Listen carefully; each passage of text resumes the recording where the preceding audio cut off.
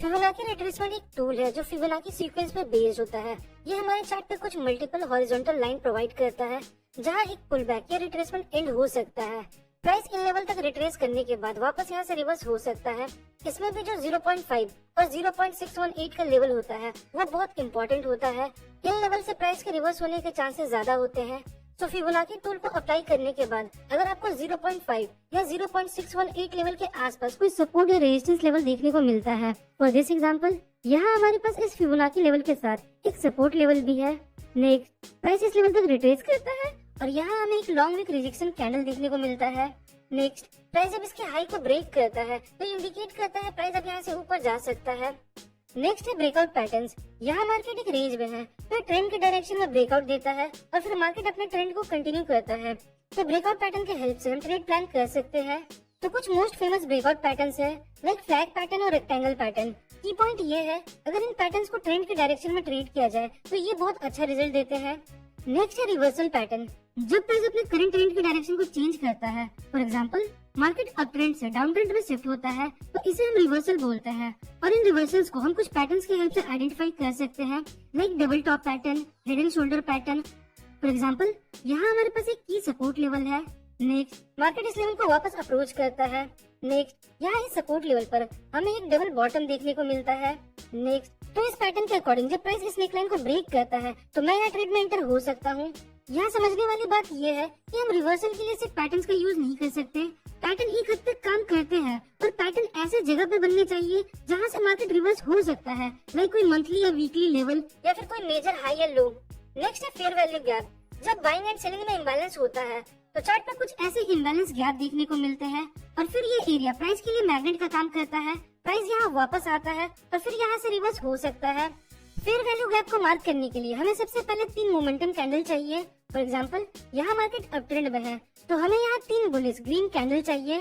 अब आपको देखना है कि फर्स्ट कैंडल और थर्ड कैंडल के बीच कोई गैप है। याद रखिएगा फर्स्ट कैंडल और थर्ड कैंडल का कोई भी पार्ट एक दूसरे को टच नहीं करना चाहिए, यानी एक दूसरे की रेंज में नहीं आना चाहिए।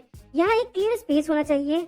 नेक्स्ट अब हम फर्स्ट कैंडल के हाई और थर्ड कैंडल के लो को लेते हुए एक जोन को ड्रॉ करेंगे और सिंपली यही हमारा फेयर वैल्यू गैप है। नेक्स्ट प्राइस इस लेवल को अप्रोच करता है और यहाँ एक bullish long wick candle form करता है। फिर मार्केट यहाँ से रिवर्स हो जाता है और वापस अपने ट्रेंड को कंटिन्यू करता है। नेक्स्ट है कैंडलस्टिक पैटर्न्स। ये एक टेक्निक है जिसमें हम स्पेसिफिक साइज और पैटर्न्स के कैंडल को स्टडी करते हैं फ्यूचर प्राइस मूवमेंट को प्रेडिक्ट करने के लिए। ये 2 तरह के होते हैं, बुलिश और बेरिश। बहुत से लोग गलती क्या करते हैं, वो चार्ट में जहाँ भी कैंडलस्टिक पैटर्न्स को देखते हैं वहाँ ट्रेड ले लेते हैं, पर ये एक गलत तरीका है। सिंपली बुलिश पैटर्न को हमें ऐसे जगह ट्रेड करना है जहाँ से प्राइस के ऊपर जाने के चांसेस है, like support level, demand level, bullish fair value gap और बुलिश ऑर्डर ब्लॉक, या फिर अपट्रेंड के दौरान किसी मूविंग एवरेज पे। और बेरिश कैंडलस्टिक पैटर्न को ऐसे जगह देखना है जहाँ से प्राइस नीचे जा सकता है, मतलब जहाँ अदर फैक्टर का भी सपोर्ट हो, अदर फैक्टर्स भी हमें ये इंडिकेट करे कि प्राइस यहाँ से नीचे जा सकता है। क्योंकि सिर्फ कैंडलस्टिक पैटर्न के बेस पर ट्रेड करने का कोई सेंस नहीं बनता। तो बेरिश कैंडलस्टिक पैटर्न को रेजिस्टेंस लेवल, सप्लाई जोन या फिर डाउन ट्रेंड के समय मूविंग एवरेज के साथ यूज कर सकते हैं। फॉर एग्जाम्पल यहाँ हमें रेजिस्टेंस लेवल पर एक बेरिश लॉन्ग वीक कैंडल देखने को मिलता है। नेक्स्ट प्राइस इस कैंडल के लो को ब्रेक करता है जो कि इस सेटअप के अकॉर्डिंग हमारा कंफर्मेशन है, तो मैं यहाँ ट्रेड में एंटर हो सकता हूँ। नेक्स्ट है आरएसआई डाइवर्जेंस। आरएसआई एक मोमेंटम इंडिकेटर है और आरएसआई डाइवर्जेंस का मतलब होता है जब प्राइस हमें कुछ और इंडिकेट कर रहा है but at the same time RSI हमें कुछ और इंडिकेट कर रहा है। फॉर एग्जांपल यहाँ प्राइस हायर हाई फॉर्म करता है पर at the same time RSI lower high form करता है। तो आरएसआई यहाँ हमें बताता है प्राइस यहाँ ऊपर तो गया है पर इस मूव के कंपैरिजन में इस मूव में मोमेंटम कम है, यहाँ हम बोल सकते हैं स्ट्रेंथ कम है। तो हो सकता है प्राइस जो ऊपर गया है वो ज्यादा देर ऊपर सस्टेन ना कर पाए और वहाँ से रिवर्स हो जाए। अब एक बात समझिए, आरएसआई डाइवर्जेंस को हम बाय और सेल के लिए यूज नहीं कर सकते, हम इसके हेल्प से प्राइस एक्शन को कंफर्म कर सकते हैं। फॉर एग्जांपल अगर एक double bottom pattern support level पर बनता है और इसी के साथ साथ हमें इंडिकेटर में आरएसआई डाइवर्जेंस देखने को मिलता है, तो ये डाइवर्जेंस इस पैटर्न की प्रोबेबिलिटी को और बढ़ा देता है क्योंकि ये एक बुलिश डाइवर्जेंस है और वो भी सपोर्ट लेवल पर है। नेक्स्ट या फिर प्राइस जब किसी मेजर की लेवल को अप्रोच कर रहा है और उस समय हमें डाइवर्जेंस देखने को मिलते हैं, तो ये भी एक इंडिकेशन है। और फिर नेक्स्ट मैं यहाँ कैंडलस्टिक पैटर्न्स का कंफर्मेशन लेके ट्रेड ले सकता हूँ। नेक्स्ट है सपोर्ट एंड रेजिस्टेंस। आप सबको पता ही होगा सपोर्ट वो लेवल है जहाँ से प्राइस ऊपर जा सकता है और रेजिस्टेंस वो लेवल है जहाँ से प्राइस नीचे आ सकता है। पर पता कैसे चलेगा प्राइस रिवर्स होगा या नहीं? सिंपली आपको सपोर्ट और रेजिस्टेंस लेवल पर हलचल देखना है क्या प्राइस इस लेवल को रिस्पेक्ट कर रहा है क्या प्राइस इन लेवल पे कोई ब्रेक लेता है या फिर क्या प्राइस इन लेवल तक आते आते स्लो हुआ है, ये कुछ चीजें हमें देखनी होती है जो हम कैंडलस्टिक की मदद से पता लगा सकते हैं। फॉर एग्जाम्पल, अगर सपोर्ट लेवल पर लॉन्ग विक कैंडल बनता है तो ये हमें रिजेक्शन इंडिकेट करता है कि प्राइस इस लेवल को ब्रेक करने की कोशिश कर रहा था पर नहीं कर पाया, मतलब प्राइस यहाँ रुक गया, मतलब प्राइस इस लेवल को रिस्पेक्ट कर रहा है, प्राइस इस लेवल के साथ रिएक्ट कर रहा है। पर ये सिर्फ रिएक्शन है, हम कंफर्मेशन के लिए डिफरेंट चीजों को यूज करते हैं। लेकिन अगर सपोर्ट लेवल पे कोई हैमर कैंडलस्टिक है तो हम इसके हाई ब्रेक होने का वेट करेंगे और जब इसका हाई ब्रेक होता है तो ये एक एंट्री सिग्नल हो सकता है। उसी तरह अगर मल्टीपल लॉन्ग विक कैंडल है तो ये भी हमें रिएक्शन और रिजेक्शन इंडिकेट करता है। अगर किसी सपोर्ट या रेजिस्टेंस लेवल पर डोजी या इंडिसीजन कैंडल फॉर्म होता है तो ये भी हमें रिएक्शन इंडिकेट करता है। और अगर किसी लेवल तक जाते जाते कैंडल्स का साइज छोटा होता जाता है तो ये भी एक इंडिकेशन है कि प्राइस इस लेवल को रिस्पेक्ट कर रहा है और फिर हम यहाँ फर्दर कंफर्मेशन के बेस पे ट्रेड प्लान कर सकते हैं। नेक्स्ट है dynamic support and resistance.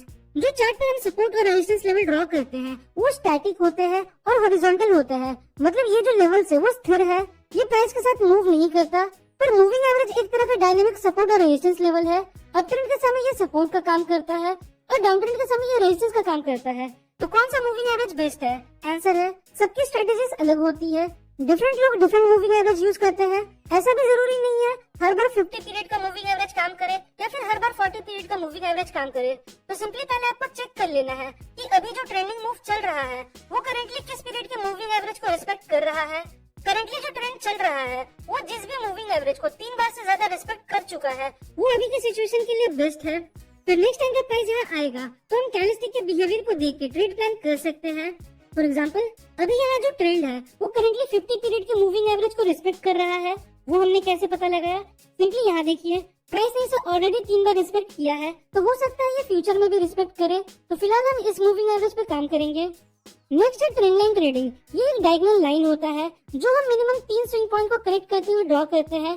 Upward trend line का मतलब होता है मार्केट अभी बुलिश है और हमें बाइंग के इंडिकेशंस को ढूंढना है, और डाउनवर्ड ट्रेंड लाइन का मतलब होता है मार्केट अभी बेरिश है और हमें सेलिंग की अपॉर्चुनिटीज को ढूंढना है। तो ट्रेंड लाइन को यूज कैसे करना है? ये बिल्कुल सिंपल है। अप ट्रेंड में ये सपोर्ट की तरह काम करता है और डाउन ट्रेंड में ये रेजिस्टेंस की तरह काम करता है।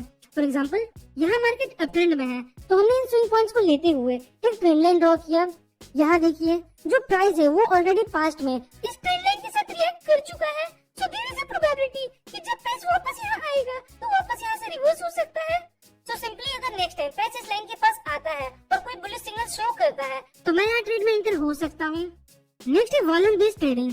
वॉल्यूम एक ऐसा इंडिकेटर है जो हमें प्राइस के मूवमेंट का स्ट्रेंथ बताता है ट्रेड वॉल्यूम को एनालाइज करके। फर्स्ट इंडिकेटर है वॉल्यूम बार। ये ईच कैंडल का वॉल्यूम बताता है। ये हमें जेन्युइन ब्रेकआउट को आइडेंटिफाई करने में हेल्प करता है। लेकिन अगर ब्रेकआउट कैंडल का वॉल्यूम लो है तो ये एक फॉल्स ब्रेकआउट हो सकता है, और अगर ब्रेकआउट कैंडल का वॉल्यूम हाई है तो ये एक जेन्युइन ब्रेकआउट हो सकता है। नेक्स्ट, ये हमें प्राइस के मूवमेंट का स्ट्रेंथ बताता है। अगर प्राइस ऊपर जा रहा है लेकिन वॉल्यूम डाउन होता जा रहा है तो ये हमें बताता है प्राइस में स्ट्रेंथ कम है और प्राइस अब यहाँ से रिवर्स हो सकता है। और वहीं अगर प्राइस ऊपर जा रहा है और साथ ही साथ वॉल्यूम भी बढ़ रहा है तो ये हमें बताता है प्राइस में स्ट्रेंथ है, प्राइस अभी और ऊपर जा सकता है। नेक्स्ट है वॉल्यूम प्रोफाइल इंडिकेटर।